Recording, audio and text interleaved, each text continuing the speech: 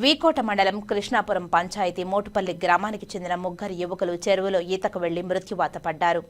గురువారం మధ్యాహ్నం సరదాగా ఈతకు వెళ్లి ముగ్గురు యువకులు చెరువులో ఓ చోట గుంత లోతుగా ఉండడంతో అక్కడ ఈతకు వెళ్లి బయటకు రాలేకపోయారు.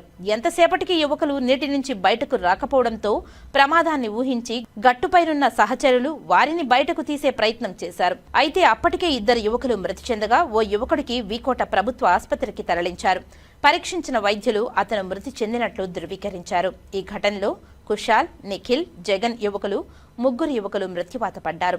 వీరిలో ఒకే కుటుంబానికి చెందిన ఇద్దరు యువకులు ఉండడంతో ఆ కుటుంబం శోకసంద్రంలో మునిగిపోయింది. మేము అక్కడ పనిచేస్తున్నారు. ఒక పిల్లోడు వచ్చిందని బయట పడిపోయినాడు అని చెప్పినారు. తర్వాత మేము వచ్చి చెక్ చేసి ఒక లోతు ఎక్కువ ఉంది చూస్తే ఒక పిల్లోని వచ్చినాడు ఫస్ట్.